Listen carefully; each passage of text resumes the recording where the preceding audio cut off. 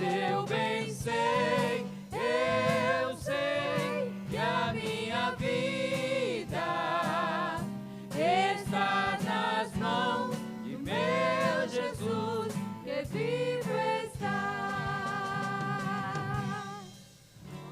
Glória a Deus. 432. Aleluia, glória a Deus. Aleluia, Jesus.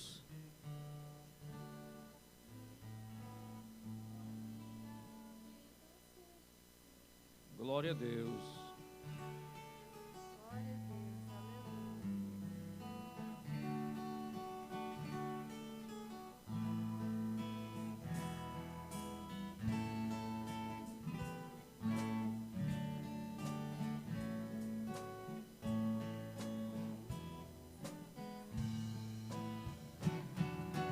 Minha vida seja assim, consagrada a Ti, Senhor.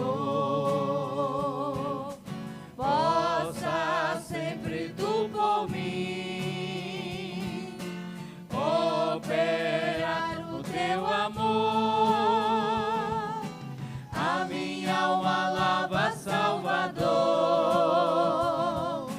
no Teu sangue puro carmesim. Minha vida toma para ser, Senhor, Tua para sempre, sim. Que meus pés somente vão onde os santos possam ir, numa eterna canção. Minha voz se faz ouvir, a minha alma lava, Salvador, no Teu sangue puro carmesim. Minha vida toma para ser, Senhor, Tua para sempre, sim. Seja o meu tempo já consagrado em Teu labor, que meus lábios, Jeová, falem só do Teu amor. A minha alma lava, Salvador, no Teu sangue puro carmesim. Minha vida toma para ser, Senhor, Tua para sempre, sim. Toma, ó Deus, o meu querer, faz o Teu, ó Salvador, hoje habita no meu ser, enche-me do Teu fervor. A minha alma lava, Salvador, no Teu sangue puro carmesim. Minha vida toma para ser, Senhor, Tua para sempre, sim. Ó, recebe-me, Senhor, quando venho me prostrar a Teus pés, ó Salvador. Hoje vem me consagrar, a minha alma lava, Salvador, no Teu sangue puro carmesim. Minha vida toma para ser, Senhor, Tua para sempre, sim. Oh, glória a Deus. Louvado seja Deus. Vamos louvar agora, irmãos, louvar a Deus com 291. A igreja nos ajude, acompanhe aí, porque Jesus está presente, amém? Glória a Deus. glória a Deus, aleluia.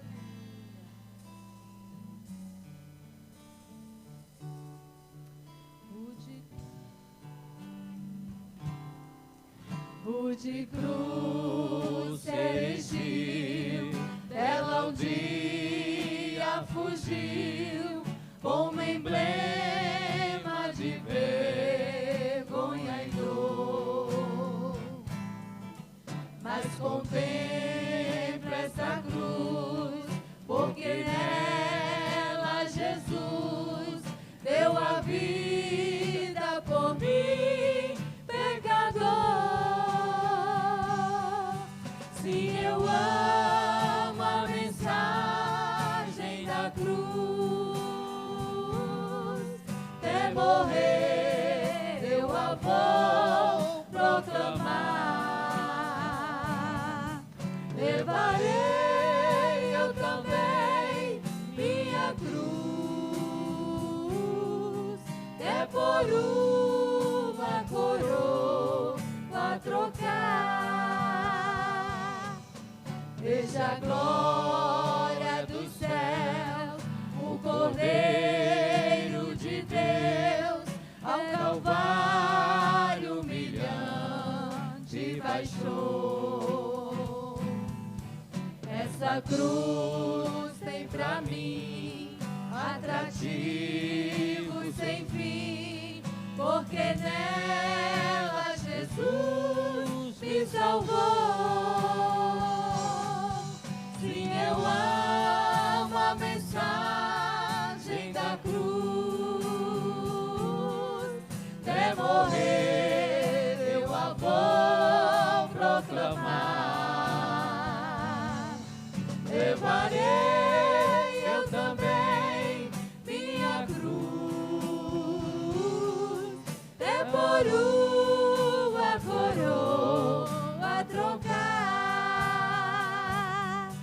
Essa cruz padeceu e por mim já morreu, meu Jesus, para dar-me o perdão. Eu me alegro na cruz, ela vem graça e luz para minha santificação. Sim, eu amo a mensagem da cruz, até morrer eu a vou proclamar. Levarei eu também minha cruz, até por uma coroa a trocar. Eu aqui com Jesus, a vergonha da cruz, quero sempre levar e sofrer. Cristo vem me buscar e com Ele no lar uma parte da glória de ter. Sim, eu amo a mensagem da cruz, até morrer eu a vou proclamar. Levarei eu também minha cruz, até por uma coroa a trocar.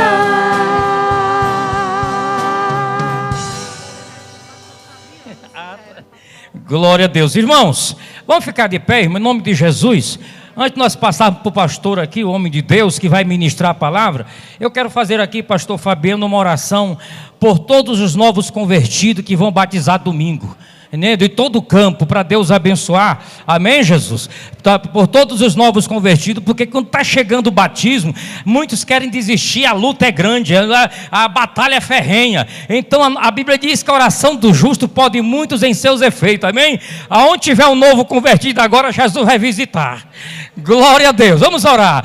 Bendito e eterno Deus que estás nos céus, meu Pai, eu te peço agora em nome de Jesus, meu Deus, abençoa todos aqueles irmãos que que são os candidatos a descer as águas batismais. Eu peço que o Senhor fortaleça eles, eu peço que o Senhor dê a graça a eles, eu peço que o Senhor abençoe a eles, meu Deus do céu, porque a luta é grande, mas eu tenho convicção, meu Pai, que o Senhor vai nos abençoar grandemente. Ó Jesus, nós vamos ter aqui um final de semana movimentado, que haja cura, salvação, libertação, avivamento, meu Deus, tudo é para a glória e honra do teu nome, amém, glória a Deus.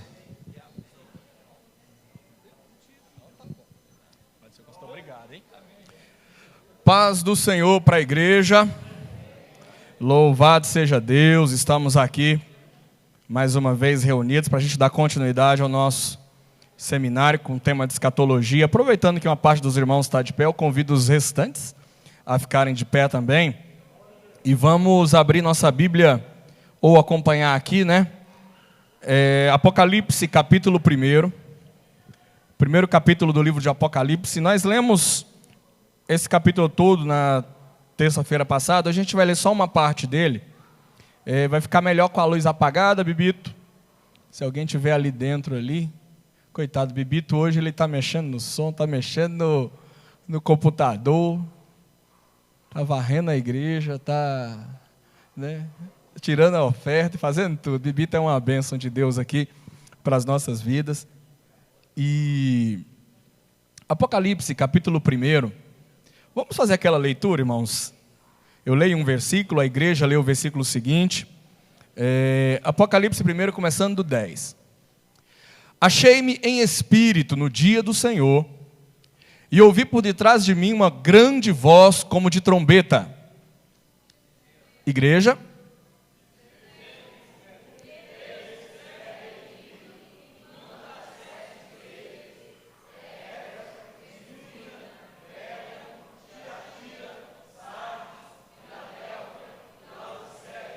Voltei-me para ver quem falava comigo, e voltado, vi 7 candeeiros de ouro.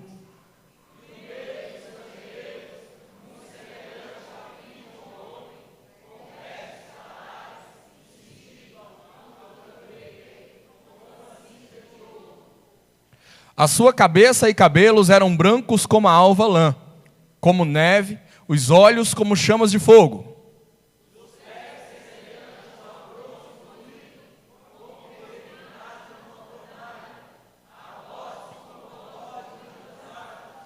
Tinha na mão direita 7 estrelas, isso aqui é importante, irmãos, ó.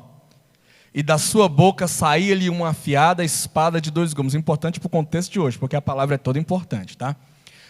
E da sua boca saía-lhe uma afiada espada de 2 gumes, e o seu rosto brilhava como o sol na sua força.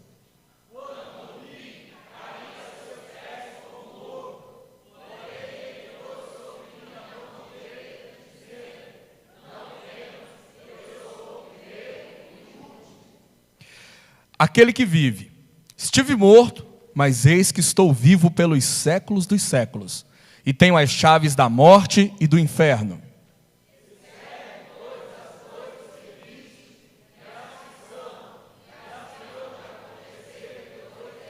Juntos, quanto ao mistério das 7 estrelas que viste na minha mão direita, e aos 7 candeeiros de ouro, as 7 estrelas são os anjos das 7 igrejas, e os 7 candeeiros são as 7 igrejas.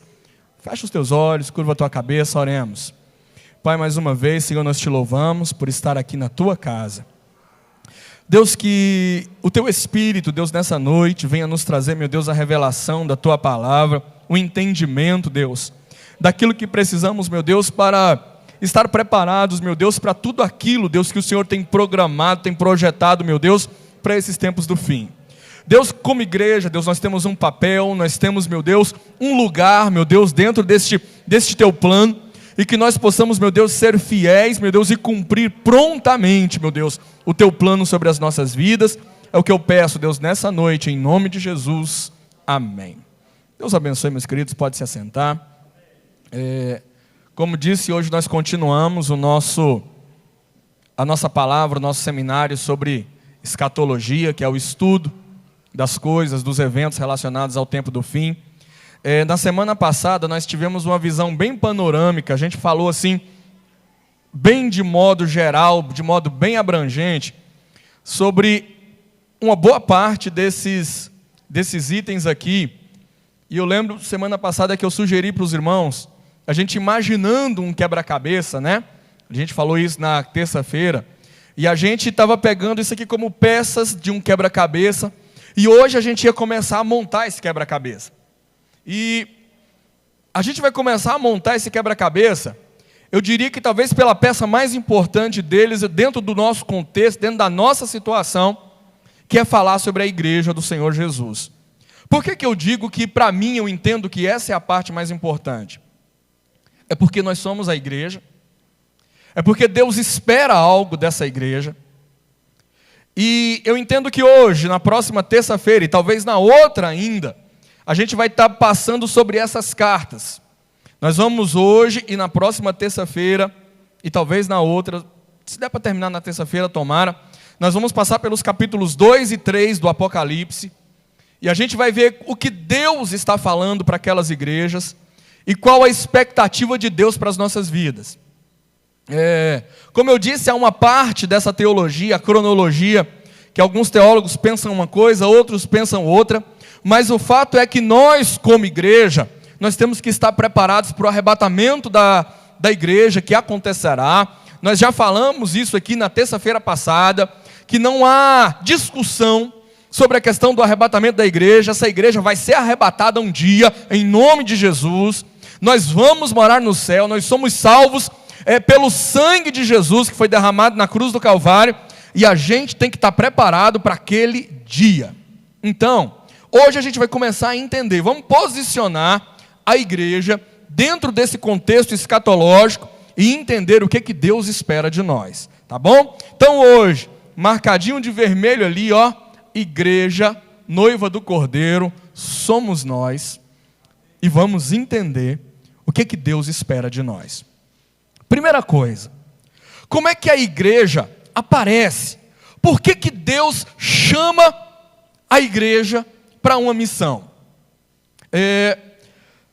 Com o pecado original que aconteceu lá no Éden, terça-feira passada nós lemos que a primeira palavra profética já acontece lá no Gênesis, no capítulo 3, Deus dizendo que da semente da mulher nasceria um que esmagaria a cabeça da serpente. Ali aparece a primeira profecia bíblica, e a partir dali Deus começa a traçar um plano de salvação, de redenção, para resgatar a humanidade que se perdeu. Em algum momento ainda nesses dias, a gente vai falar um pouco sobre as dispensações associadas àquilo que Deus havia estabelecido, mas o fato é que chega num determinado momento, em que Deus chama um homem. Deus chama um homem, por nome de Abrão, e Deus ele faz um convite para esse homem, e ele diz assim, olha, sai da tua terra, do meio da tua parentela, da casa do teu pai, e Deus diz aqui no verso 2, e eu farei de ti o quê? Uma grande nação. Por que Deus queria fazer uma grande nação vinda de Abraão? A resposta está no versículo 3. Se Deus tinha um plano de resgatar uma humanidade, Ele precisava no meio dessa humanidade levantar um povo. E esse povo seria um povo que teria os princípios de Deus no seu comportamento, na sua forma de adoração, na sua forma de se relacionar com Deus. Então Deus chama um homem, um mesopotâmio chamado Abraão na época ainda, né? O nome dele era só Abrão. Ele faz um convite para ele, uma promessa: se separa da tua parentela, da tua família, porque eu quero fazer de você uma grande nação. E Deus diz o porquê: porque através de ti serão benditas todas as famílias da terra. Interessante, né? Tem uma promessa feita. E eu pergunto, hoje nós estamos debaixo dessa promessa? Sim ou não, igreja? Sim. Nós estamos debaixo dessa promessa, porque Jesus, ele é descendência de Abraão. Ele vem de Abraão. O Salvador, ele nasce naquela nação. E quando nós recebemos e aceitamos Jesus como Senhor e Salvador, a minha casa, a minha família, nós somos abençoados. E a promessa de Abraão, ela chega sobre a minha vida, ela chega sobre a tua vida. Então essa promessa continua mais válida do que nunca sobre as nossas vidas. Mas o fato é que, aqui em Lucas capítulo 20, Jesus ele começa a contar uma parábola sobre os trabalhadores da vinha. E Deus diz o seguinte: olha, eu confiei a alguns trabalhadores que cuidassem da minha vinha. Mas, olha o que eles dizem, e o verso 10 diz assim, para que esses trabalhadores dessem os frutos da vinha. Só que o fato é que aqueles que Deus havia chamado para dar os frutos da vinha não deram os frutos que eles tinham que dar. Jesus está fazendo uma parábola aqui, dizendo o seguinte: nós poderíamos pegar dezenas de outros textos bíblicos, escolhi um apenas, para a gente mostrar que Jesus estava dizendo assim: o povo de Israel, que tinha a função de ser aquele que abençoaria todas as famílias, todas as nações da terra, ele falha nesse projeto. Aí Deus está dizendo assim: eu esperava que eles dessem o fruto, eles não deram. Ele diz: mandei lavradores, mas eles espancaram, mandaram de mãos vazias. Verso 13, o Senhor disse: que farei? Mandarei o meu filho amado e talvez eles respeitarão. Jesus está falando dele mesmo, dizendo assim: eu sou o filho que veio. E o que eles disseram? Os lavradores o viram, arrazoaram entre si, dizendo: é o herdeiro, matemo-lo para que a herança seja nossa. Lançaram-no fora da vinha, o mataram. E o verso 16, olha a atitude do dono daquela vinha. Ele diz assim: virá, destruirá os lavradores e dará a vinha a outros. E esses outros, a quem essa vinha foi dada, somos nós.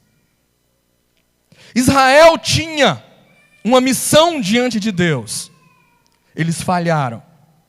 E Deus pega aquela missão. E qual era a missão deles? De serem representantes de Deus nessa terra. De serem aqueles em que todas as famílias da terra seriam abençoadas. Deus tira de sobre Israel essa responsabilidade, e a Bíblia levanta um outro povo e coloca sobre este povo a responsabilidade. E eu vou dizer mais, que isso não é só uma responsabilidade, é o privilégio de sermos aqueles responsáveis para que as nações e as famílias da terra sejam abençoados por intermédio de Deus. Nós somos esses. Olha que coisa interessante, eu queria que os irmãos meditassem comigo uma coisa aqui. Primeira coisa, pergunta para você aqui, o que você acha dessa pergunta aí? A igreja é o plano B de Deus para a redenção da humanidade? Sim ou não?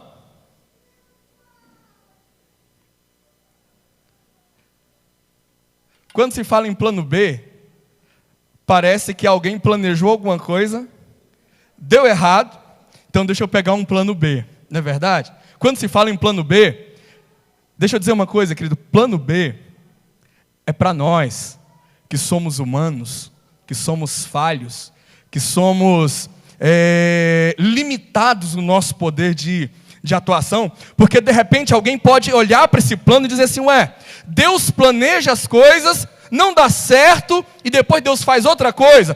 Alguém pode pensar: Deus investiu em Israel, não deu certo, aí de repente Deus, então eu vou investir na igreja. Se não der certo, Ele investe em outra coisa. Deixa eu dizer, querido, não é assim que funciona o plano de Deus. Deus, Ele não precisa de plano B. Os planos de Deus, eu queria que você se lembrasse do que Jó falou.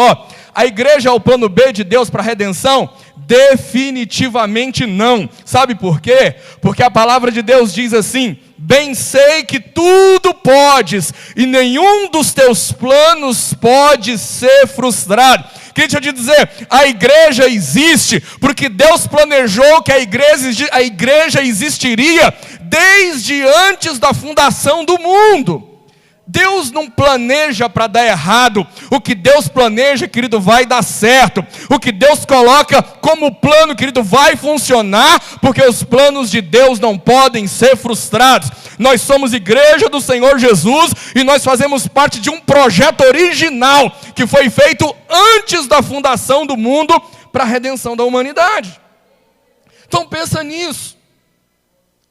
Quando você olhar para a tua vida como um plano e um projeto de Deus, pensa nisso. Às vezes a gente fica pensando assim, pastor, será que a minha vida vai dar certo? Os planos de Deus para a minha vida. Queria te dizer uma coisa, a Bíblia lá o salmista diz que ele sonhou conosco, ele viu o nosso corpo ainda informe, e nesse dia Deus já conhecia o nosso futuro, já conhecia os nossos passos, e a tua vida já foi programada, projetada, planejada por Deus, e vai dar certo em nome de Jesus. Então, pensa nisso, querido. Primeira coisa, a igreja não é um plano B de Deus. A igreja é um plano original que Deus fez. Deus criou a nação de Israel para que nela nascesse o Salvador. Mas dali Deus já tinha um plano de que todas as nações da terra, elas seriam abençoadas por meio de Abraão. É cumprimento do plano que estava lá em Abraão, irmãos. Quando a gente é abençoado, quando o evangelho chega em mim, chega em você, é o plano de Deus lá em Abraão, que está chegando em mim, está chegando em você. É o plano de Deus dando certo. Então pensa nisso. A igreja é o plano de Deus. Aí pensando nos planos de Deus, uma pergunta. Nós vamos ter um dia que a gente vai trabalhar em cima desse tema aqui com mais atenção. Mas eu pergunto, dentro desse contexto escatológico, Israel continua nos planos de Deus? Continua, irmãos. Eu não vou entrar no detalhe da questão hoje. Teria vários pontos da Bíblia, mas eu quero levantar apenas uma passagem. Está lá em Romanos, capítulo 11. Paulo, escrevendo aos gentios, que estavam dizendo que os judeus haviam sido rejeitados e para eles não tinha mais jeito. Olha as palavras de Paulo. Acaso Deus rejeitou o seu povo? Ele está falando aqui dos judeus. Se você olhar o contexto do que ele está falando do povo judeu descendente de Abraão.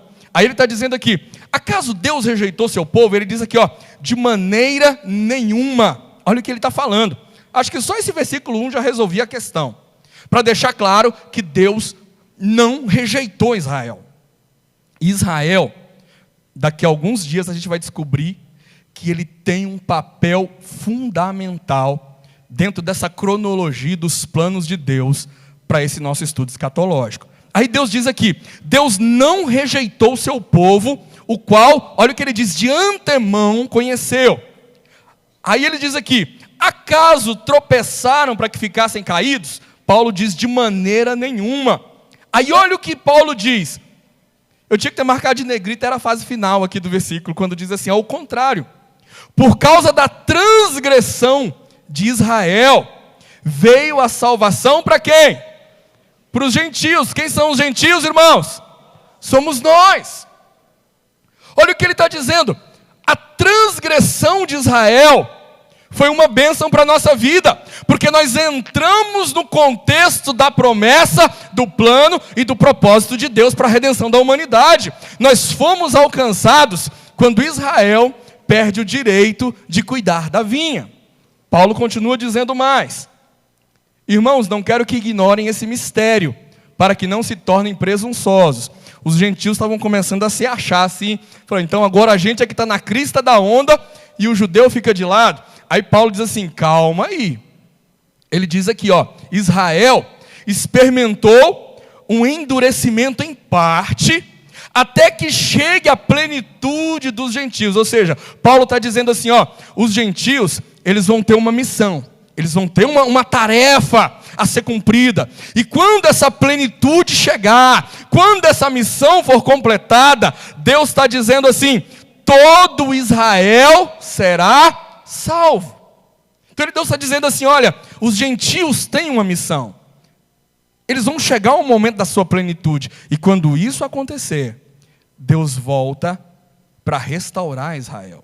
A gente vai entrar nesse assunto com mais cuidado, e aí a Bíblia diz assim, como está escrito: virá de Sião um redentor que desviará de Jacó a impiedade. Esta é a minha aliança com eles, quando eu remover os seus pecados.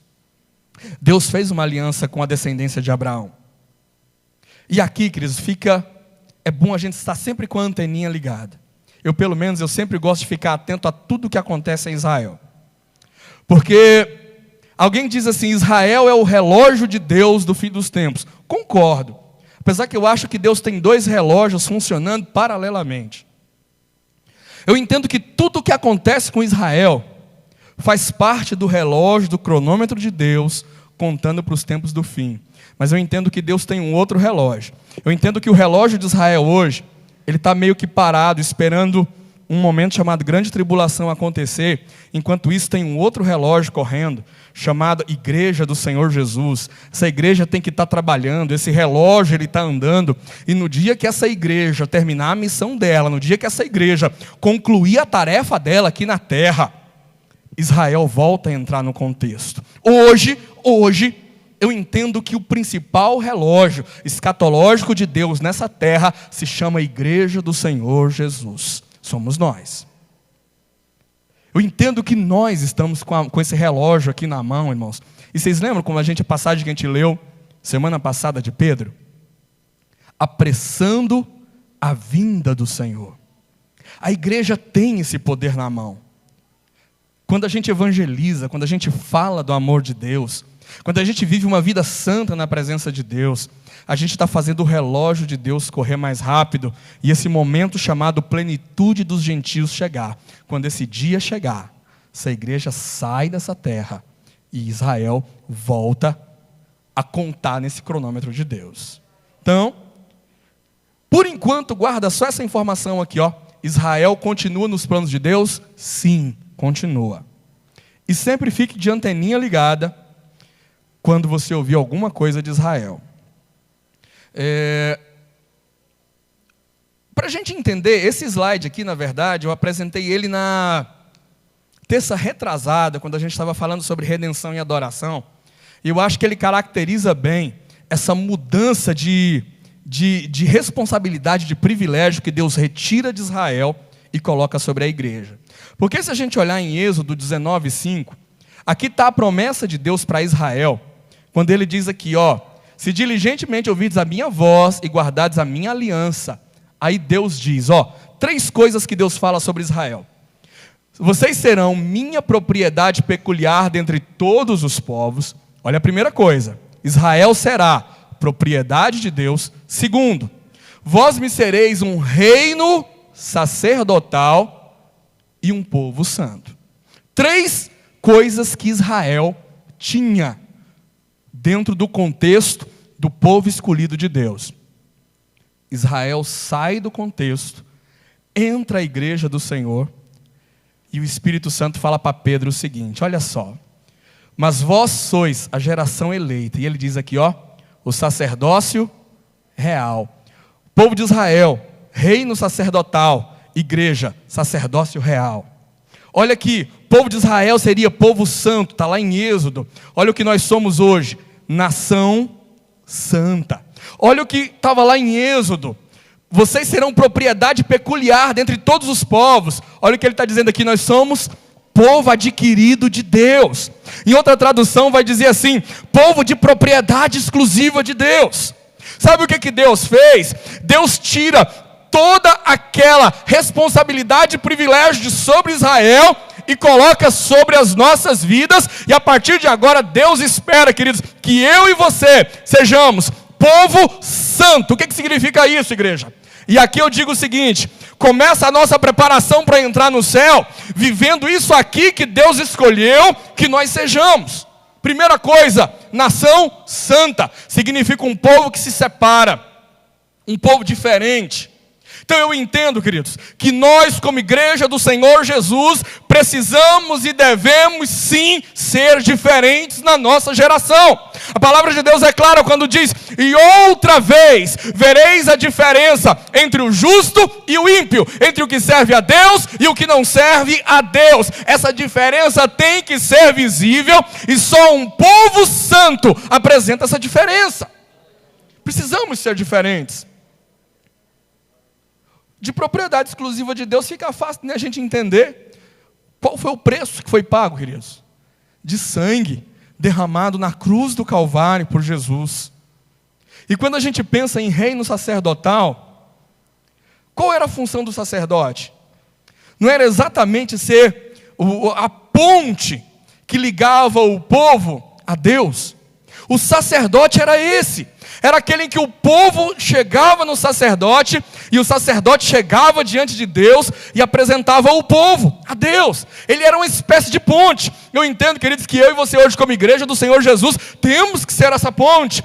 As pessoas do mundo estão aí fora, nós temos uma presença de Deus aqui dentro, e para essas pessoas chegarem a Deus, elas têm que passar pela igreja. Nós somos o reino sacerdotal, que vai ligar o mundo perdido a um Deus santo. Esse reino sacerdotal, essa função sacerdotal, ela está sobre a nossa vida hoje. Sobre a nossa vida hoje. Na época ela se resumia a um templo lá em Jerusalém. Hoje, interessante, né? Na época o sacerdote, ele intercedia para o povo em um templo, que ficava lá em Jerusalém. As pessoas tinham que ir lá, e o sacerdote entrava no lugar santo, e uma vez por ano no Santo dos Santos, para interceder diante de Deus. Jesus de repente chega para aquela mulher, lá samaritana, e diz assim: vocês não vão mais adorar nem naquele monte, nem em outro lugar, porque os verdadeiros adoradores adorarão ao Pai, em espírito e em verdade. Nós aqui, queridos, somos hoje templo e morada do Espírito Santo de Deus. E quando eu vou para minha casa, o templo e morada do Espírito Santo de Deus está lá. Quando você vai para o teu trabalho, o templo do Espírito Santo está lá. Quando você chega na tua faculdade, na tua escola, o templo do Espírito Santo e o sacerdote de Deus está lá. De forma que o mundo, quando ele olha para nós, quando ele se relaciona conosco, na verdade ele está se relacionando com aqueles que são representantes do Deus Altíssimo nessa terra. Nós somos o reino sacerdotal de Deus nessa terra. E isso não é pouca coisa não, viu? Isso não é pouca coisa não.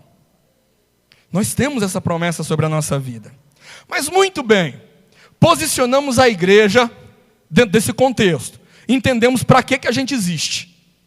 A gente existe para isso. Nós existimos nessa terra para isso.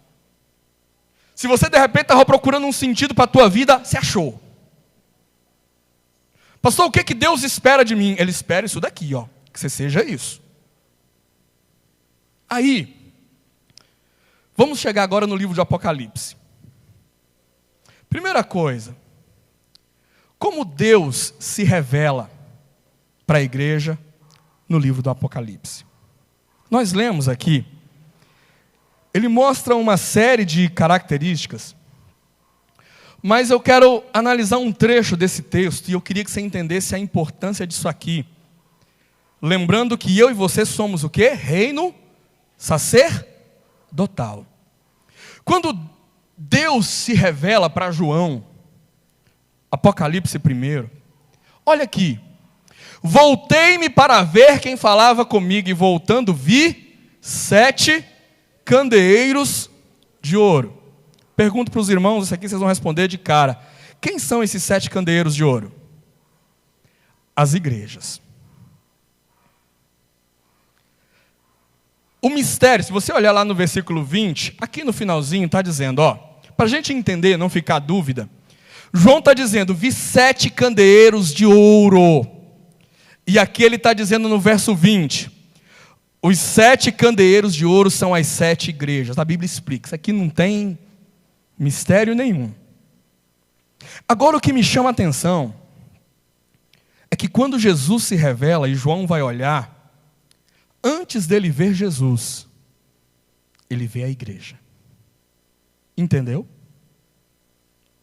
Antes dele ver Jesus, ele vê a igreja. A primeira coisa que ele enxergou foi a igreja. Aí no meio da igreja, a Bíblia diz aqui, e entre os 7 candeeiros alguém, semelhante a um filho do homem, era Jesus. Aqui a primeira lição que eu e você temos que tirar para a nossa vida. Alguém aí fora pode dizer assim, a igreja está deturpada, a igreja está errada. Alguém pode olhar aí fora e dizer assim, a igreja não é o que deveria ser. E eu concordo que tem muita coisa esquisita aí fora com nome e placa de igreja na frente. É verdade, tem muita coisa estranha aí. Mas existe uma igreja que Jesus ele só se revelará a esse mundo através da igreja. E eu entendo que não tem outro caminho. Não dá para o mundo conhecer Jesus de forma verdadeira, se não for por intermédio da igreja. Quando eu olho dentro desse contexto, eu olho a responsabilidade que eu tenho, que você tem. Porque quando o mundo olhar para essa igreja, em tese ele vai ter que olhar uma igreja aqui, mas dentro dessa igreja, no meio dessa igreja, vai ter que ter uma presença ainda mais sublime, queridos, que é Jesus andando no meio desses 7 candeeiros de ouro. Nós precisamos ter essa presença no nosso meio. Sem Jesus, sem a igreja, querido, não tem como o mundo ver Jesus. Isso é ponto. Então no dia que você vê alguém criticando a igreja, falando mal da igreja, dizendo que a igreja é isso, que a igreja é aquilo, entenda uma coisa, queridos, a igreja é o lugar e é o único lugar dessa terra que Deus escolheu e definiu como lugar em que o Filho de Deus, que Jesus, se revelará para esse mundo. Nós somos escolhidos povo sacerdotal de Deus, e é aqui dentro que a presença de Deus se manifesta e se revela para o mundo. Não adianta ficar buscando alternativa. É aqui dentro que Deus se revela. É dentro da igreja. Então, ele começa se revelando assim. E aí, quando ele traz essa revelação, ele começa a escrever para cada uma das 7 cartas. A análise que eu vou fazer das 7 cartas, eu vou fazer com base na mensagem que eu li desse livro aqui, que ele traz um contexto do pastor Hernandes Dias Lopes. A mensagem diz, ouça o que o Espírito diz às igrejas, é uma sugestão de leitura que eu faço para você. Esse livro aqui, ele traz todo o contexto histórico, todo o contexto que envolve a escritura de cada uma dessas cartas. Ele conta a realidade de cada uma daquelas cidades e a realidade de cada igreja que estava inserida dentro daquele contexto. Esse livro é muito bom. E dentro dele eu tirei algumas informações e eu quero compartilhar com os irmãos aqui. A primeira delas, porque 7 cartas. Interessante que ele fala que o livro do Apocalipse é um livro do número 7. São 7 estrelas, 7 candeeiros, 7 selos, 7 trombetas, 7 taças, 7 Espíritos de Deus, 7 cabeças, 7 chifres, 7 montanhas. Existiam muito mais que 7 igrejas naquela época. Por que Deus escolhe 7? Primeira análise que é feita é o seguinte, o 7, ele traz uma ideia de completude, de totalidade. Então, quando Deus estava escrevendo 7 cartas, e dizendo assim, são essas 7 igrejas, o número 7, ele traz esse simbolismo dizendo assim, não é carta só para 7 igrejas, é carta para todas as igrejas, e inclusive para nós, tá bom? Quando Cristo estava escrevendo, aquela mensagem era para 7 igrejas da Ásia, mas aquelas 7 igrejas, elas nos representam também, e nós estamos inseridos dentro do contexto, e somos destinatários daquela carta que Deus escreveu. Então, pensa nisso. E aqui vamos começar a primeira carta. Ao anjo da igreja em Éfeso escreve, estas são as palavras daquele que tem as 7 estrelas na mão direita e anda pelo meio dos 7 candeeiros de ouro. Conheço as tuas obras, o teu trabalho, tua perseverança. Sei que não podes tolerar homens maus que pôs a prova os que dizem apóstolos e não são.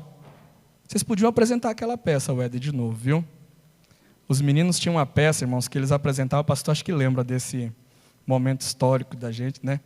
Os meninos, eles faziam... Participou, Daniel? Também? Os meninos ficavam assim, estrategicamente posicionados dentro da igreja, irmãos. Aí, de repente, eles levantavam gritando assim do... Vocês não vão apresentar, eu sei que vocês não vão. Eles levantavam gritando assim do meio, eles matavam uns 3 ou 4 do coração assim, e eles recitavam essas cartas aqui. Era legal, o pessoal achava que Jesus já estava voltando na hora, sabe? Era muito interessante aquela peça. E a palavra de Deus continua dizendo aqui, olha, você tem perseverado e suportado sofrimentos por causa do meu nome e não tem desfalecido. Contra você, porém, tenho isto: abandonaste teu primeiro amor. Lembre-se de onde caiu, arrependa, pratica as obras que praticava no princípio. Se não se arrepender, virei a você, tirarei o seu candeeiro do lugar. Há uma coisa a seu favor: você odeia as práticas dos nicolaítas, que eu também odeio. E ele diz: aquele que tem ouvidos, ouça o que o Espírito diz às igrejas. Ao vencedor darei o direito de comer da árvore da vida que está no paraíso de Deus. Deus destaca 3... Não passei o slide, né? Deus destaca 3 características e virtudes da igreja de Éfeso. Era uma igreja fiel na doutrina. Ela estava envolvida com o trabalho, a obra de Deus. Era perseverante nas tribulações. Quando eu leio essas 7 cartas, eu confesso que 2 delas elas me chamam a atenção, a primeira e a última. A carta de Éfeso e a carta de Laodiceia, para mim elas são as 2 assim mais emblemáticas. E a carta de Éfeso, para quem olhasse para aquela igreja, ficaria de repente admirado com a igreja. Era uma igreja perseverante no trabalho. Era uma igreja que estava sofrendo perseguição e não estava desfalecendo. A Bíblia diz que ela estava firme. Ela tinha um cuidado com a doutrina. E eu entendo que isso aqui tudo a gente tem que observar, olhar e viver. Deus, ele diz: eu estou vendo, eu conheço tudo isso. Deus, ele mostra a sua onisciência quando ele diz assim: eu conheço as tuas obras. Eu sei quem você é. Ele sonda o nosso coração, ele sabe o que está lá dentro. Ele se revela para a igreja de Éfeso dessa forma. Pastor Hernandes, ele explica, e a gente sempre fica na dúvida, né? Quem eram esses nicolaítas? Ele explica que eles pregavam uma nova versão do cristianismo. Eles pregavam um evangelho liberal, sem exigências, sem proibições. Eles queriam gozar o melhor da igreja e o melhor do mundo. Ensinavam que sexo antes e fora do casamento não era pecado, estimulavam a imoralidade. Esses eram os nicolaítas. Muito parecido com muita doutrina que tem que ser pregado aí fora, de que tudo vale, de que o importante é ter Deus no seu coração e o resto é fundamental, que isso não é importante, é fundamental ter Deus no coração. Mas eu não consigo imaginar Deus no meu coração e o meu exterior não sendo mudado pela presença de Deus que está lá dentro. Eu não consigo imaginar Deus dentro do coração de uma pessoa e a nossa prática, o nosso hábito pecaminoso ser transformado pela presença de Deus no nosso coração. Não dá para imaginar uma coisa dessa. O fato é que hoje tem um convite muito tranquilo, de um evangelho cheio de blá blá blá, e vem, e aproveita, você pode viver do jeito que você quiser. Queria te dizer uma coisa, pode até viver do jeito que quiser, só saiba que nós não entraremos no céu vivendo do jeito que a gente quiser. Isso aqui é o que a palavra de Deus diz: segui a paz com todos e a santificação, sem a qual ninguém verá o Senhor. Isso aqui é Bíblia, é princípio, e Deus não abre mão. E a igreja de Éfeso, ela era fiel nesse negócio. Ela não abria espaço para que esses nicolaítas colocassem um evangelho liberal lá para dentro. Só que eles cometeram um erro grave. Eles abandonaram o chamado primeiro amor. E nesse texto eu vi interessante que diz aqui, olha só, olha comigo. Uma esposa, ou esposo, tá? Que eu copiei do livro, pode ser fiel, eu coloquei entre aspas, a seu marido sem amá-lo com toda a sua devoção. Ela pode cumprir todos os seus deveres, mas não ser motivada por um profundo amor. A igreja de Éfeso trabalhava, perseverante, mas estava se perdendo alguma coisa da essência dela. Sem amor, nosso conhecimento, nossos dons, nosso zelo doutrinário não tem valor nenhum. E diz aqui, odiar o erro e o mal não é o mesmo que amar a Cristo. Eu posso até odiar o pecado, mas eu preciso, antes de todas as coisas, estar amando a Deus. Isso aqui, eu não detecto com o olho. Isso daqui, eu não consigo ver daqui do púlpito, não tem jeito. Só a gente tem como sondar isso e o Espírito de Deus em nós. Eu entendo que esse primeiro amor, e olha aqui, os fariseus eram zelosos das coisas de Deus, observavam com rigor todos os ritos sagrados, mas o coração estava seco como um deserto. Quando eu penso em primeiro amor, a primeira coisa que eu penso é em essência e em verdadeira motivação. Eu estou aqui hoje ministrando um seminário de escatologia e à medida que eu estava preparando esse slide, eu me fiz essa pergunta. Por que eu estou aqui? Qual é a minha motivação de estar aqui? Eu me perguntei. Ou de repente, Eliseu, qual a tua motivação quando você está com aquele violão? Qual é a essência que nos leva a estar aqui? Porque eu posso até ter motivos nobres. Eu quero trabalhar para a igreja. Eu quero ajudar o meu líder. São todos motivos nobres, são todos motivos bonitos. Mas eu preciso focar que eu tenho um objetivo que tem que ser o maior de todos. E ele tem que estar pautado pelo amor, e foi o que Jesus falou. Amarás ao Senhor teu Deus de todo o teu coração, de toda a tua alma, de todo o teu entendimento, de todas as suas forças. Esse é o primeiro mandamento, e ele diz que o segundo é semelhante a ele. Dizendo, amarás o teu próximo como a ti mesmo, e diz, não há outro mandamento maior do que esse. Deixa eu dizer uma coisa, é louvável a gente trabalhar. É louvável você subir aqui no púlpito, cantar, ou pregar, ou ministrar um estudo. Tudo isso são atos nobres, louváveis. Mas a minha primeira motivação, queridos, tem que ser eu estar aqui ministrando esse seminário de escatologia, mas que acima de tudo o meu coração esteja voltado para dizer assim, Senhor, eu estou fazendo isso aqui porque eu te amo, e eu estou fazendo isso aqui porque eu amo os meus irmãos, e eu quero que todos nós possamos estar preparados para um dia a gente morar no céu. Se eu fugir disso, queridos, é possível que eu esteja perdendo o meu tempo aqui. Pode ser que eu esteja abençoando vocês, mas eu mesmo não esteja conseguindo alcançar a bênção que preciso. Vocês estão entendendo o que eu estou querendo passar para os irmãos?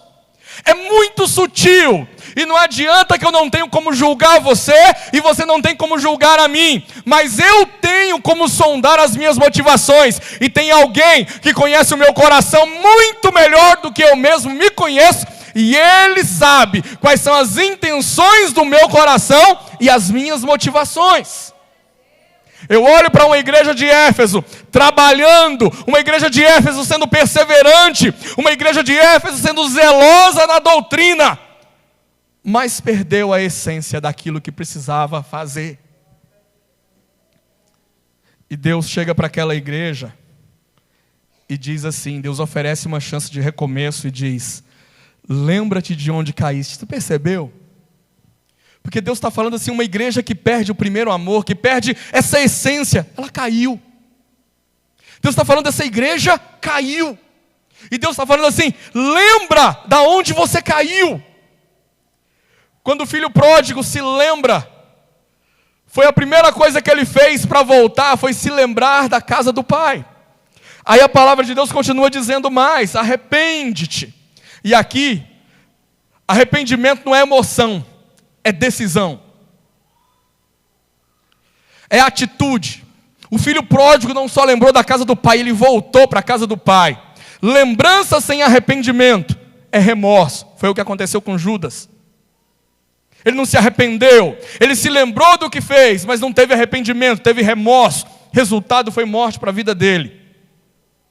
E a Bíblia continua dizendo aqui, torna a praticar as primeiras obras. É o que Jesus falou para aquela mulher adúltera que ia ser apedrejada. Nem eu te condeno, vai. Diga-se de passagem, não peques mais. O arrependimento, ele enseja, e aqui eu fiz questão de colocar, não é arrependimento e arrependimento e arrependimento e arrependimento. Não, queridos, é arrependimento e mudança de vida. É isso que Deus espera de nós, irmãos.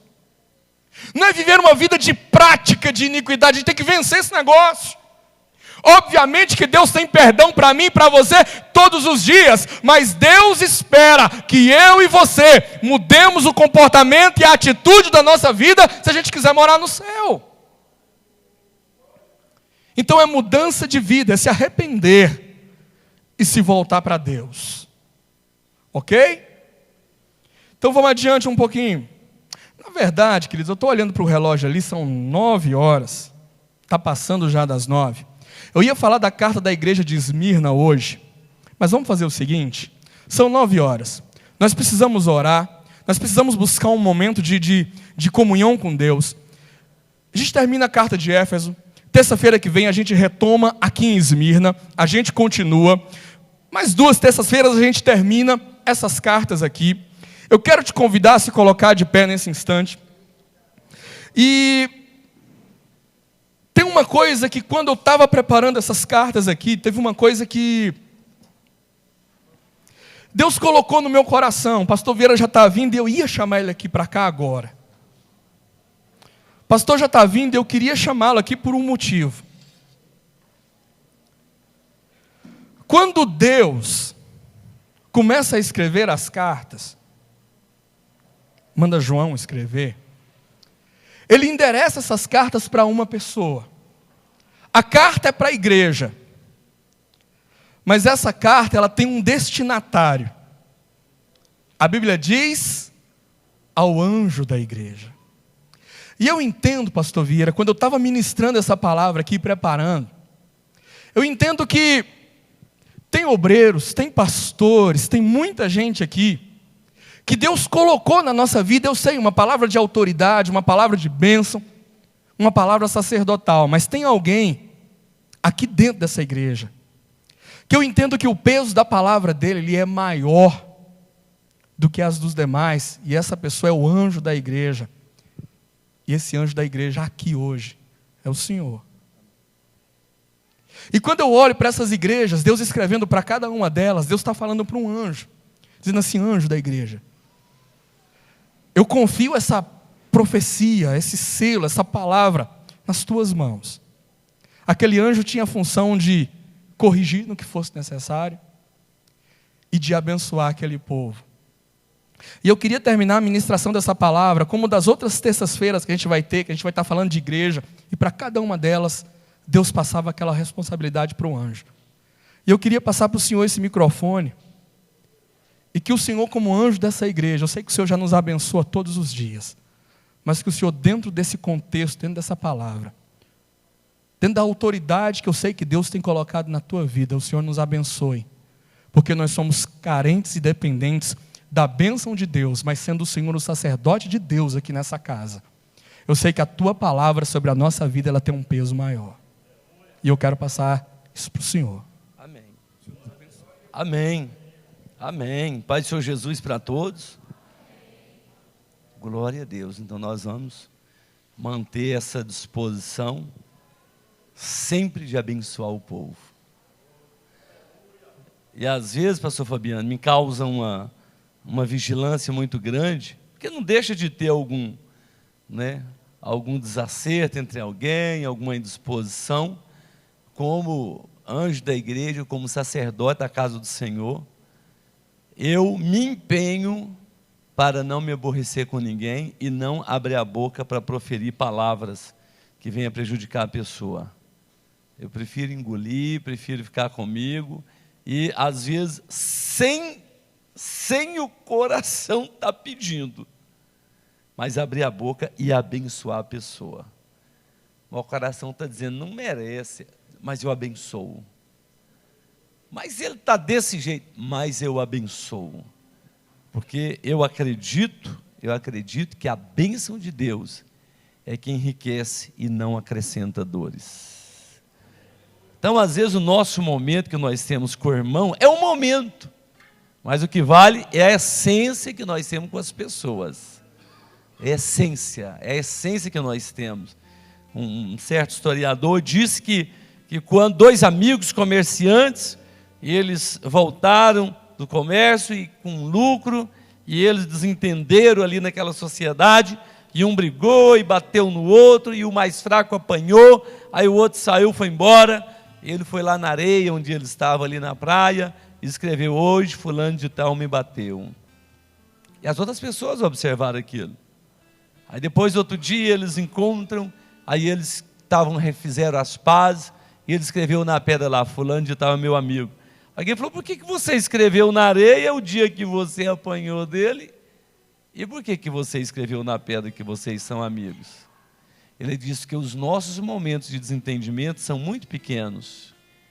E as ondas vêm, leva e apaga. Mas a nossa amizade, essa deve permanecer, tem que ser gravada na rocha. Então a bênção de Deus, ela é para isso. E nós, os obreiros, sabem muito bem, pastor Leandro, os demais, grande cuidado que nós temos quando a gente tem uma situação complexa, para a gente poder não falar alguma coisa que venha pesar na vida da pessoa. E eu quero louvar a Deus por isso, quero agradecer a Deus. Nós vamos orar, porque nós estamos debaixo de uma bênção, de algo tremendo e glorioso de Deus. Essa é a nossa semana, uma semana específica do jejum. Santa Ceia domingo, com batismo pela manhã, é Santa Ceia, e nós estamos nesse propósito do jejum a semana toda. Não vou perguntar quem está, porque nós convidamos toda a igreja. Eu tenho certeza que todo crente está empenhado nesse jejum. Nós vamos entregar esse jejum aqui no sábado pela manhã, em nome de Jesus, para toda a igreja. Uma semana que vamos ter batismo, os pastores estão todos empenhados com esse batismo, gente para batizar, né? Pastor Anderson está com... Já tem alguém lá também, pastor Anderson? Tem alguém lá. Pastor Daniel, tem alguém lá? Tem. Falou de 2 pessoas, né? Lá no pastor Benedito também tem, está com equipe, né? Pastor Tarcísio, conseguiu alguém lá de lá para cá? Ainda não. E pastor Juarez, como é que está lá? Tem também? Ainda não. Isso. Então daqui até domingo, nós vamos atrás do povo, igual a gente está fazendo, vamos atrás do povo. Lá no pastor Daniel, uma mãe chegou e falou assim: olha, meus filhos querem batizar, né? Ou 2 jovens, não deve ser que eles têm 11 anos e meio, né? 11 e meio, e aí quase 12, falou: mas espera. Falei: depende da idade biológica deles. Porque tem gente que com 30 anos aí não tem cabeça, né? Não adianta. Então, aí falou: não, a gente dá testemunho por ele. Inclusive, um trabalha na igreja, né? Sonoplasta, né? Na igreja. Ajuda no retroprojetor. A mãe dá testemunho por ele, as pessoas dão testemunho. Então, o que impede de batizar? Absolutamente nada. Então, eu quero sugerir aos pastores, essa semana, liga para os parentes, liga para os irmãos, para a membresia da igreja, fala: olha, nós queremos batizar, queremos cumprir a ordenança do Senhor Jesus. E sábado nós vamos entregar esse jejum aqui na igreja. Quero convidar todos, quero convocar todos, para que estejam aqui, em nome do Senhor Jesus. E quero dizer para os irmãos, que todas as vezes que Deus coloca uma palavra no nosso coração em favor de uma pessoa, mesmo que essa pessoa tenha feito algo, ela é tratada pelo Senhor. É o Senhor que trata, é o Senhor que age, é o Senhor que faz, é o Senhor que é o dono de todas as coisas.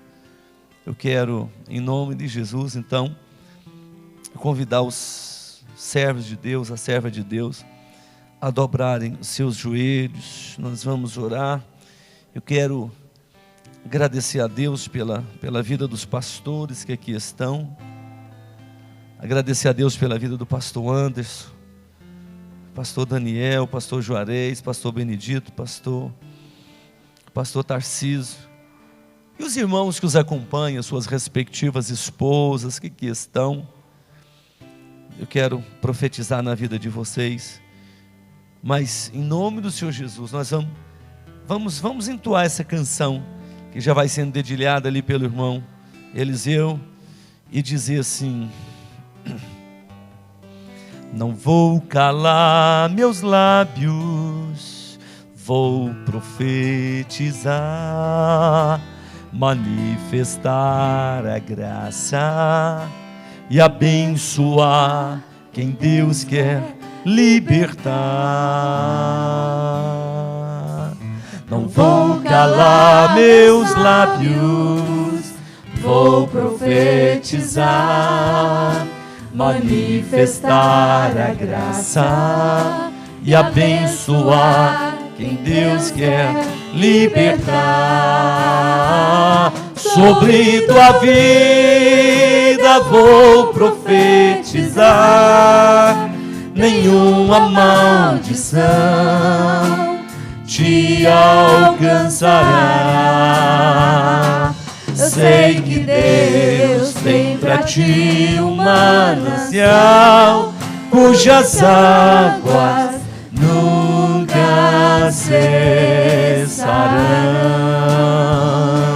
Sei que Deus tem pra ti um manancial, cujas águas nunca cessarão.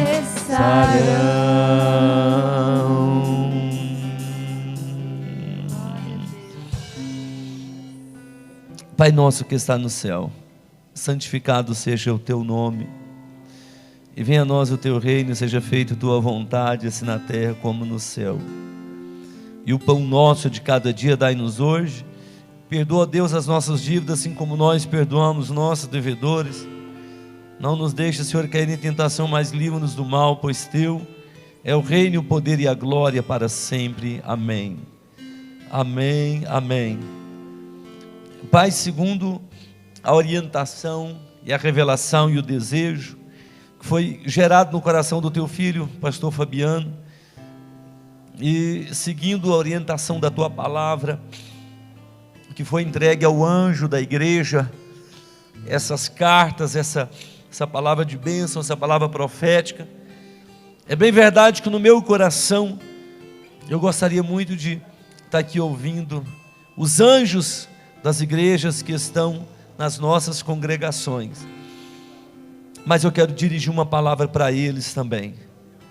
Eu quero, como anjo da igreja sede, dirigir uma palavra aos anjos das igrejas, congregações, adesas.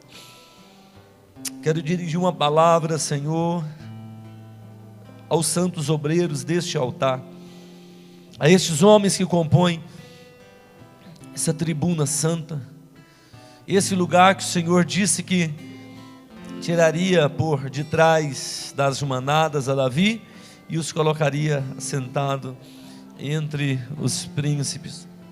A nossa posição aqui no altar, ela é muito mais sublime, muito mais importante do que nós imaginamos.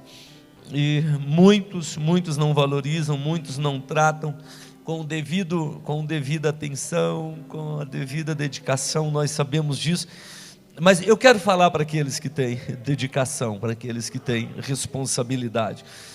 Eu quero falar para aqueles que entendem o que é altar, o que é chamada, o que é vocação para o santo ministério. E essas pessoas têm uma responsabilidade muito grande, muito grande, muito grande. Elas estão aqui. E a cada dia que nós saímos da nossa casa, o teu Espírito Santo, ele vem com a autoridade celestial e coloca nas nossas mãos uma autoridade, uma graça, coloca nas nossas mãos um poder sobrenatural para nós ministrarmos para a igreja e para o povo. O Espírito Santo coloca nas nossas vidas, coloca na nossa boca uma palavra para desfazer a obra do mal, desfazer a obra do diabo.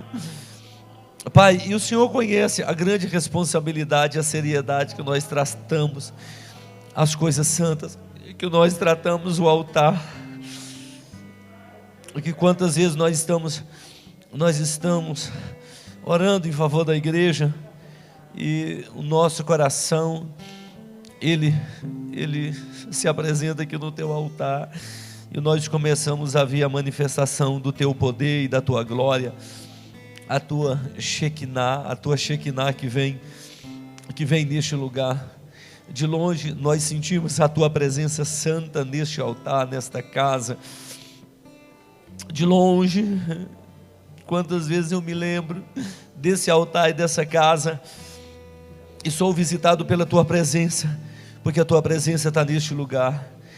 E as pessoas que aqui vêm, essas pessoas vêm essas pessoas vêm porque sabem que quando aqui chegam, a tua glória, ela toma conta, ela nos completa. Oh, ela nos completa, a tua glória nos completa, Senhor. E nós estamos aqui com famílias, Senhor, estamos aqui com famílias, estamos aqui com pessoas, estamos aqui com sonhos, com projetos, mas os nossos sonhos não podem e não devem ser maiores do que os teus. Os nossos pensamentos jamais estarão próximos aos teus. E quando nós começamos a pensar naquilo que o Senhor tem preparado para a igreja, quando nós começamos a pensar naquilo que o apóstolo escreveu, quando ele subiu até o terceiro céu e ele disse: aquilo que o olho não viu, aquilo que não subiu o coração do homem, é o que Deus tem preparado para aqueles que o amam. Nós estamos vendo, meu Deus, estamos vendo uma necessidade urgente de nós chegarmos mais perto do Senhor, nós chegarmos mais perto. Se nós chegamos mais perto do Senhor, o Senhor se chegará a nós. Se nós confessarmos os nossos pecados, e se nós deixarmos os pecados, o Senhor perdoará os nossos pecados, e nos limpará de toda culpa, nos limpará de toda sentença. Se nós confessarmos os nossos pecados, o Senhor é fiel e justo para perdoar os nossos pecados. E nós estamos aqui, meu Deus, na tua casa. Nós estamos na tua casa porque nós temos um compromisso com a tua palavra, um compromisso com o Senhor, um compromisso de alvejarmos as nossas vestiduras no sangue do Cordeiro. E essa é uma semana muito especial, é uma semana muito especial para nós. É a semana da Santa Ceia, é a semana onde pessoas descerão as águas, cumprirão as tuas duas ordenanças, serão batizadas nas águas e participarão da Santa Ceia pela primeira vez. É a semana que toda a igreja, ela estará convocada, terá uma santa convocação para o povo, para que o povo esteja no sacrifício, na expiação dos seus pecados, para ter os seus pecados perdoados, para confessar as suas culpas, para se arrepender e para participar do corpo e do sangue do Senhor Jesus. Pai, é um dia muito especial para nós, é algo muito especial, muito glorioso, e a tua igreja está mobilizada, a tua igreja está empenhada, pessoas estão mobilizadas para esse batismo, a tua igreja está mobilizada para esse quebrantamento. Oh, meu Pai, meu Pai, nós queremos te adorar, nós queremos te bendizer, Senhor. Nós queremos orar e queremos te bendizer, Senhor, porque nós já vemos, meu Deus, a atuação do anticristo em forma de perseguição do teu povo, em forma de perseguição da igreja, Pai. E nós vivemos aqui num continente, vivemos num lugar onde há tanta paz, onde há paz, onde há liberdade para pregar o Evangelho. Nós estamos vendo as pessoas refugiadas, alguns navios pequenos com 2.000 pessoas, Senhor, sai fugindo da guerra civil, sai fugindo, meu Deus, da perseguição aos cristãos ali nos países do Oriente Médio. É a guerra, é a vingança de Ismael contra Isaac, é uma vingança que nunca acabou, que não tem fim. Estão, meu Deus, as pessoas fugindo. Uma imagem marcou toda a imprensa, uma imagem marcou todo mundo, uma criança que foi tirada das águas gélidas do oceano, aquela criança fugindo, os seus pais fugindo, são pessoas fugindo, são pessoas tentando escapar da sua vida, e a tua palavra diz que as pessoas correrão de um lado para o outro. No final as pessoas correrão de um lado para o outro, tentando escapar das suas vidas, tentando escapar da espada, e a espada está descendo. Meu Deus, Ismael continua perseguindo Isaac, e nós estamos, meu Deus, numa igreja, nós estamos numa época, meu Deus, de um avivamento, estamos numa época, meu Deus, de liberalidade, pregação do Evangelho, pregação da Tua Palavra, e nós queremos orar e queremos, meu Deus, perguntar para nós mesmos: cadê as casas dessas pessoas que estão fugindo? Cadê os bens dessas pessoas? Quando a pessoa precisa de escapar pela sua vida, ela deixa tudo para trás, ela deixa casa, deixa carro, deixa bens, ela deixa emprego, se tiver, ela deixa herança, ela deixa tudo. Essas pessoas estão correndo, estão fugindo, tentando escapar pela sua vida, tentando escapar das atrocidades, da perseguição e dessa morte iminente. E nós estamos aqui, meu Deus, vivendo numa época, meu Deus, que temos dificuldade de vencer a nós mesmos, temos dificuldade, meu Deus, de vencer o pecado. Os cristãos aqui, meu Deus, perdendo autoridade dentro da sua casa, perdendo autoridade sobre as potestades, perdendo autoridade sobre o pecado, perdendo autoridade sobre os demônios, perdendo autoridade sobre o compromisso com a Tua Palavra, vivendo de uma maneira em que, se não está bem num lugar, corre para o outro. Pai, nós queremos pedir ao Senhor, queremos pedir ao Senhor misericórdia, e que a nossa vida, meu Deus, seja colocada na Tua presença, a nossa vida, meu Deus, seja guardada em Cristo, e Cristo guardado em Ti, Senhor. Meu Deus, às vezes nós pensamos, nós corremos um risco de perder a vida, corremos um risco de perder a salvação. Às vezes pensamos que aquelas pessoas que estão fugindo da Síria, aquelas pessoas estão fugindo do grupo islâmico, aquelas pessoas estão correndo o risco de perder a vida. Não, mas aquelas pessoas que estão perdendo a vida, estão perdendo a vida terrena, a vida mundana, a vida física, e por não negar a Ti, elas estão herdando a vida eterna, a salvação da Tua alma. E nós aqui estamos, Senhor, não estamos correndo risco nenhum de perder a nossa vida física, a nossa vida terrena, mas estamos correndo risco de perder a vida eterna, a salvação da nossa alma, porque os cuidados do mundo, os prazeres do mundo, vai cercando o povo, vai envolvendo o povo, vai colocando as pessoas numa condição de arrogância, numa condição de soberba, numa condição de superioridade às outras, numa condição de achar que podem levar a vida sem se perdoarem, sem se acertarem, não libera perdão, guarda ódio, guarda rancor no seu coração, guarda mágoa. Pessoas que não conseguem se perdoar, às vezes convivem debaixo do mesmo teto, mas não conseguem se perdoar, não conseguem conviver, não conseguem se tolerarem.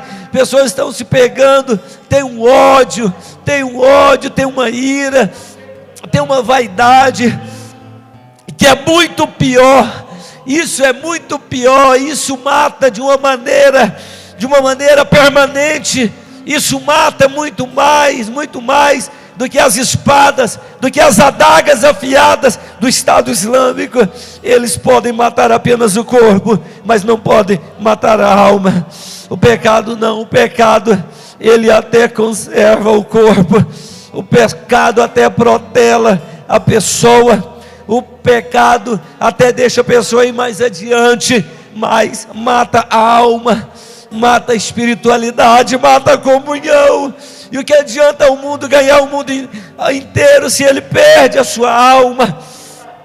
Não adianta nada para a pessoa. E nós viemos aqui, Senhor, pedir ao Senhor misericórdia, pedir ao Senhor que o nosso entendimento seja aberto, que a nossa mente seja aberta, que o nosso coração seja aberto para o perdão, aberto para a misericórdia, aberto para a reconciliação. Domingo nós estaremos aqui pela manhã. Domingo estaremos aqui pela manhã. E nós vamos pegar o pão. E vamos pegar o cálice, e vamos comer o pão, e vamos beber o cálice, e vamos estar dizendo para todos: eu estou em comunhão, eu estou em comunhão. Não basta pegar o pão e comer, não basta pegar o cálice e beber, tem que de fato estar em comunhão. E nós jejuamos, nós sacrificamos o nosso corpo. Nós queremos, meu Deus, continuar oferecendo o nosso corpo como sacrifício vivo, santo, agradável a Ti. E sábado nós estaremos aqui na Tua casa, meu Deus, para entregar o nosso sacrifício, o nosso jejum. Eu quero pedir ao Senhor que dê a disponibilidade aos pastores das adesas. Eu quero pedir ao Senhor que dê a disponibilidade aos pastores para que eles estejam aqui conosco no sábado pela manhã, para que nós possamos nos humilhar diante do Senhor e nos quebrantar diante de Ti. Nós oramos, Senhor. Oh, aleluia, aleluia. Abençoa o Teu povo, abençoa o Teu povo e tem misericórdia, Pai. Dá o livramento para aqueles que estão envolvidos nos seus embaraços. Aqueles que estão embaraçados. Dá o escape, Pai. Assim como o Senhor deu o escape para Jacó. E Jacó foi para uma terra distante. Mas Jacó fez um voto com o Senhor. Jacó fez um voto com o Senhor. E Jacó voltou, e voltou abençoado. Oh Deus, tem misericórdia, meu Pai, tem misericórdia.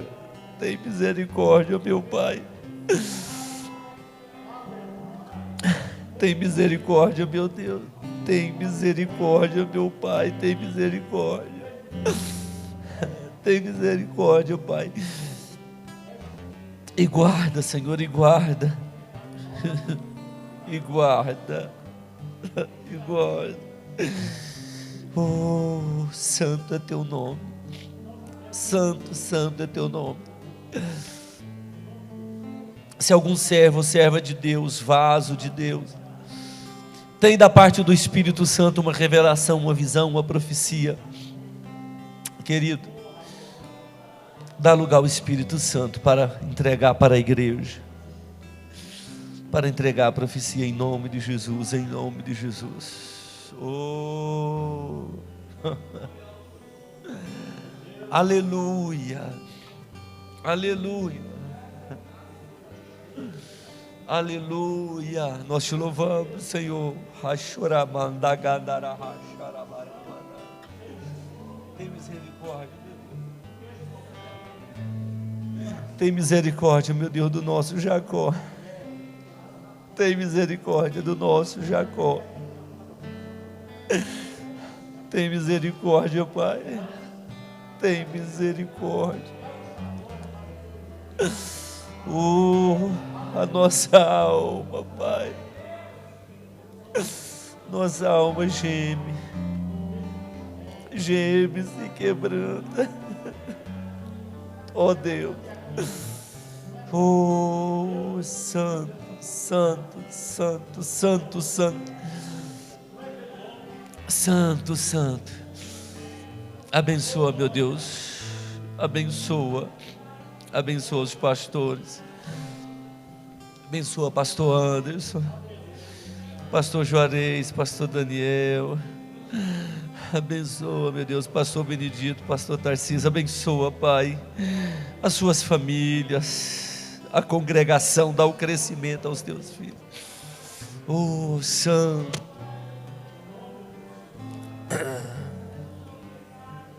Senhor, eis-me aqui, vem transformar meu ser no fluir da graça que encontrei em Ti.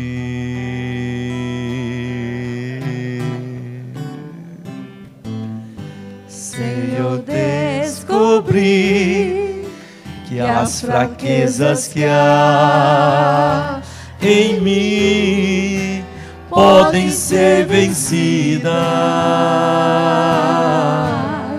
no poder do teu amor. Junto a ti, teu amor me envolve,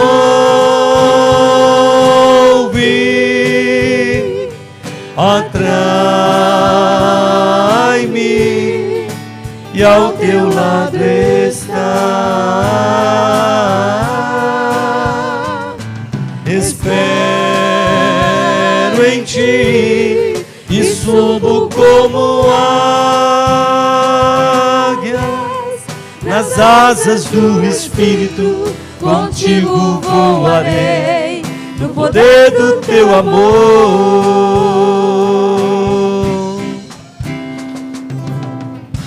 Face a face, quero ver-te, meu Senhor, e conhecer o amor que habita em ti.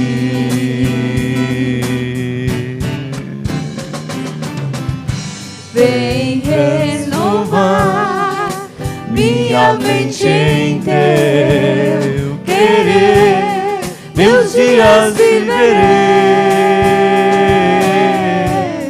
no poder do teu amor. Junto a ti, teu amor me envolve, atrai-me e ao teu lado está. Espero em ti e subo como águia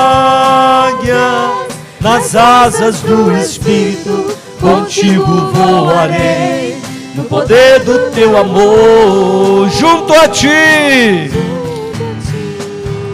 junto a ti, teu amor me envolve,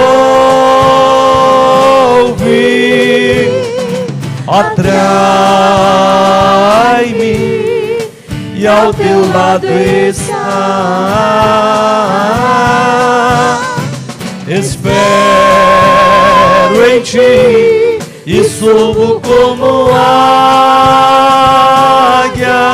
nas asas do Espírito, contigo voarei no poder do teu amor.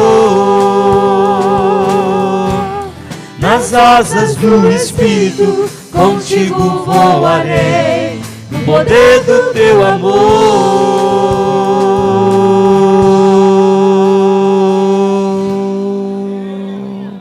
Amém, amém, glória a Deus. Deus abençoa. Amém, graças a Deus, Deus abençoa, amém, glória a Deus. Estão abençoados, amém, irmãos? Amém, graças a Deus. Vamos finalizar, né? Mas no final de semana, o que mais que ainda vai ter aqui, Rejane? Congresso, né? O congresso vai começar no sábado de manhã. Sábado de manhã, sábado à noite, domingo de manhã, domingo à noite e segunda-feira à noite. Eita, glória a Deus. E no domingo de manhã, eu quero pedir aos pastores, vem lá com o conjunto, viu? Traz lá, traz uma caravana de lá. Fala, irmão, a escola dominical vai ser lá na sede, viu? Pastor Anderson, pastor Daniel, pastor Tarcísio, pastor Juarez vai trazer a palavra da ceia. Ele falou, pastor, mas para trazer a palavra, vou trazer o povo também. Ele falou, traz a caravana, meu filho. Traz a palavra, traz o povo, traz cocada. Ô, cocada, ó. Traz tudo, né? E vai ter almoço também, não vai, Regi? Vai ter almoço, né? Só que daquela modalidade, não esquece. Não esquece, viu? Santa Ceia, o povo só vai comer alguma coisa depois que acabar. Viu? Depois que acabar. Para a gente evitar aquele negócio, aquele cheirinho de comida lá, e o povo andando, comendo e ceando, né? Então, nós vamos estar aqui no domingo empenhados. Eu já estou sentindo assim um cheiro de muito poder e muita unção em nome de Jesus, viu? Em nome de Jesus. E amanhã, pastor Benedito, vai ter um evento especial lá, hein? Amanhã, é o pregador, como é que é o nome do pregador que vai estar lá? O escritor? Anderson Rocha, vai estar lá. Amanhã eu quero me organizar para estar lá também, viu? Eita glória! E lá, pastor Daniel, tem algum evento assim? Para amanhã, culto? Evangelista Emerson vai estar pregando amanhã? Eita glória! E sexta-feira, campanha, né? Culto de ensinamento. Ensinamento. Meu Deus. E lá, pastor Anderson, como é que vai ser amanhã lá? Doutrina. Sexta-feira, chama esses obreiros para pregar lá, viu? Vocês chamam esse povo lá, né? Pastor Tarcísio, e amanhã lá? Doutrina, libertação. E os adolescentes lá, como é que foi no domingo? Foi uma benção, né? Eu acho que pelo tanto que faltou aqui, que fizeram falta, que não foi brincadeira, eu acho que lotou lá, viu? Foi mais de 30. Não foi bastante? Foi, cantaram, pregaram, oraram. Foi bênção, né? A van e mais uns carros pequenos também. Foi. Então foi bênção, né? Glória a Deus, que vitória. E lá, pastor Juarez, amanhã, ensinamento. Eita. Já chamou algum obreiro aqui para pregar lá? Chama aí, viu? Precisar de gente para ajudar lá, que tem uma turma abençoada. Deus abençoa. Então nós vamos já para a oferta, né? Oferta. Cadê? Ah, está ali o pastor Domingos. Por que não veio sentar aqui com a gente, meu amigo? Próxima terça o senhor vem, viu? Pastor Domingos dirige uma igreja ali no Recanto, na Riacho, né? No Riacho. E ele teve aqui na terça e falou: pastor, eu quero pegar o ensinamento aí da terça-feira para a gente compartilhar. Olha que bênção, tá vendo? Isso é o reino de Deus. Reino de Deus não tem ciúme, né? E eu quero louvar Deus pela tua vida, viu? E eu falei com ele: se tiver alguém para batizar, quiser trazer, pode trazer. Nós vamos batizar em nome do Pai, do Filho e do Espírito Santo, viu? Vem ceiar conosco domingo, se o senhor puder. Tá? Não tiver algum evento lá, ou se quiser trazer os irmãos, né?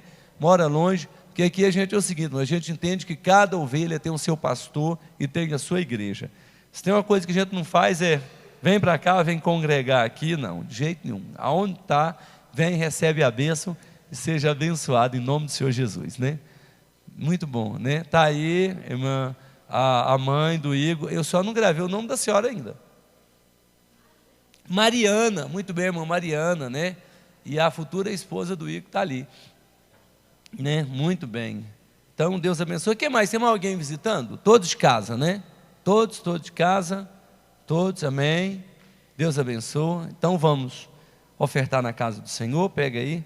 Pai, em nome de Jesus, nós queremos bendizer o teu nome, porque o Senhor tem dado ao teu povo a semente para o alimento e a semente para o plantio.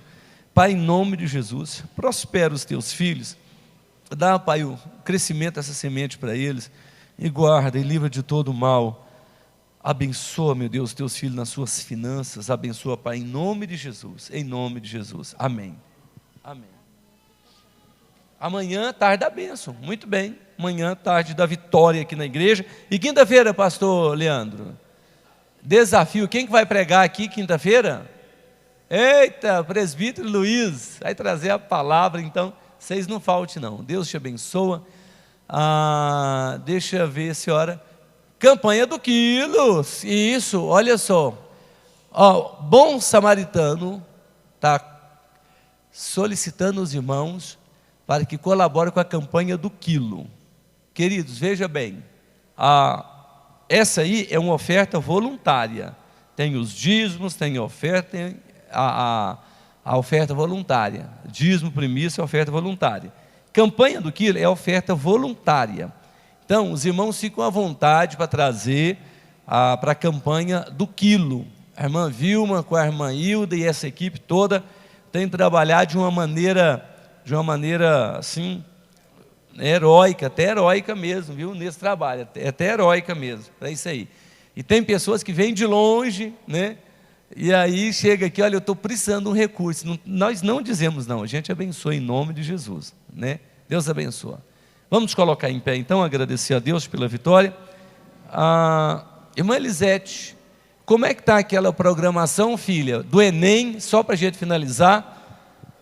Quem vai fazer o Enem? Tem alguém que da igreja vai fazer o Enem? Tem, vai fazer o Enem. Muito bem, pode baixar a mão. Irmã Elisete, levanta a mão. Irmã Elisete é professora de língua portuguesa. E ela se disponibilizou para tirar dúvida dos irmãos, fazer-se um intensivão para essa prova do Enem, né? E diga-se de passagem, né? De língua portuguesa a gente tem uma dificuldade, não é brincadeira, né? Inclusive os irmãos que acessam as redes sociais aí, que escrevem, né? É bom até estar atento, até colocar algum corretivo. Tem hora que a gente dá umas vaciladas lá, mas tem que estar atento. A gente tem que aprender, irmão, tem que aprender. Não pode ser fechado para o entendimento e o conhecimento, não, né? Então, a irmã Elisete está ali à disposição para tirar dúvida e nós sermos abençoados nesse Enem, em nome de